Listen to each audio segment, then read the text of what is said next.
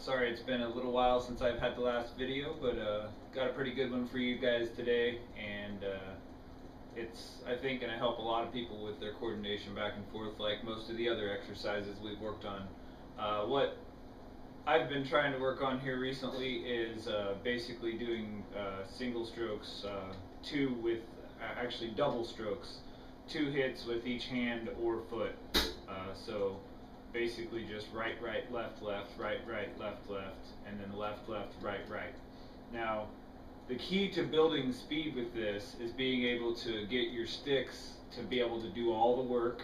You're not, and for your feet, you're getting your pedals to do all the work as well.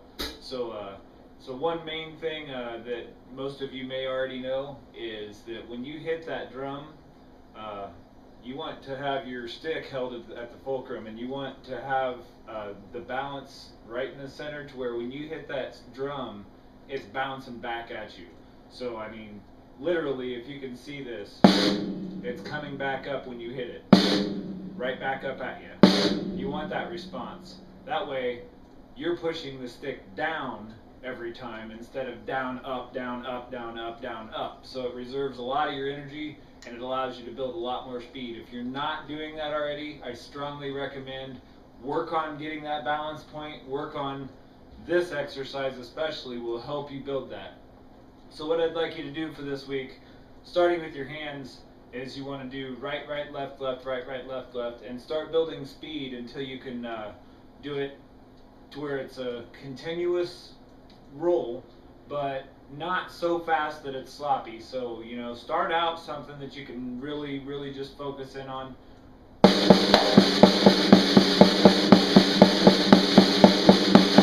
And start there. Just keep on doing it to where you're getting that consistency, and then build your speed. One of the other ways that I like to practice this for my hands is actually using the hi-hat, because it seems like to me the hi-hat's solid. It gives you a lot more bounce, and it's easier for me to kind of build my speed with just.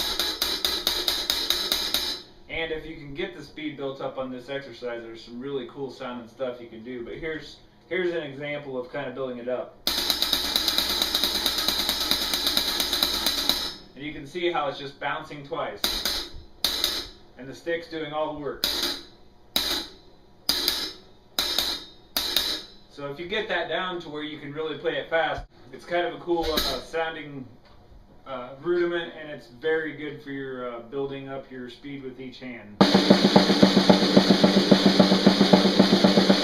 Same on the snare drum. Now when you get to your feet, it's much more difficult for me. I'm still struggling with this, and I do it very slow.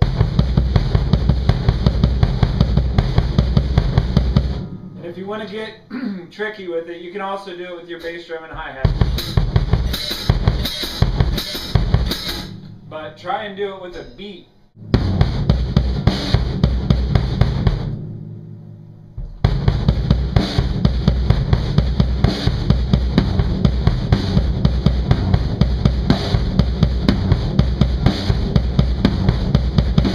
And just try and build that speed up with it, and it's tough, but man, if you can get that double stroke with your bass drum real fast to where you can throw it in anywhere, you can throw in a lot of really cool stuff. I'm sure you guys hear a lot of drummers throw in a real quick splurt of double kicks right before they hit the snare drum, and a lot of exercises like this are what are going to teach you to kind of build or to work on honing your skills in to where you can do stuff like that.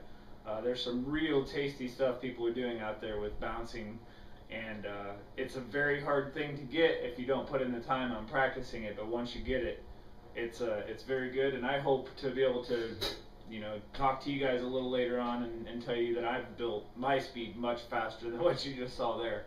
So just work on some bouncing like this. You can always do it on rolls. Like I said, your hi-hat gives you a lot more bounce. Your snare drum, usually real tight head, it's going to give you a lot of bounce as well.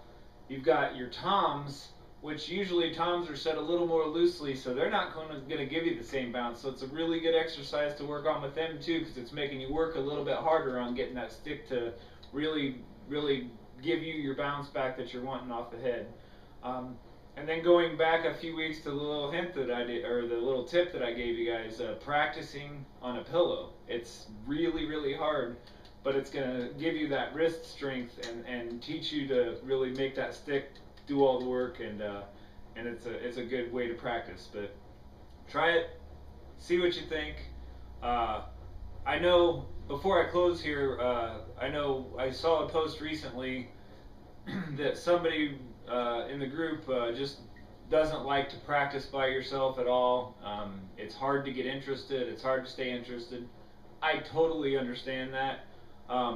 Especially me, after playing in low 12 for 11 years and now not playing with the band, not practicing with the band, it's been very difficult. And just to sit in this room and play my drums, it's not the same, you know. So what I've really fallen back on, and something that I would recommend you try, is I've got some pretty decent headphones that can give me some real good volume to where I can hear music through them. I've got a pretty decent stereo system hooked up to where I can actually pump that music into my head. I put on a mix. I made basically a playlist of songs that I really like, and it's kind of strange the way that I do it, but a lot of times if I don't feel like working with a metronome or just practicing, you know, boring stuff that normally is just by myself, what I'll do is I'll put on a good song that I like. I'll even search around a little bit for a song with a good tempo that I'm looking for the particular rudiment or exercise, and I'll play along with that song. So at the same time, I'm enjoying the song I like, but I'm also working with the rudiment. Even though I'm not playing exactly what that drummer on the song's playing, I'm using their music and their timing as my metronome. I'm enjoying listening to music that I like, and I'm also getting the practice in. So that's just a little bit of advice. I really appreciate you guys doing this again. I hope you're having a good week. I hope you had a good holiday weekend last weekend, and I will try to keep in touch, and you guys do the same. Take care, and I will talk to you soon. Later.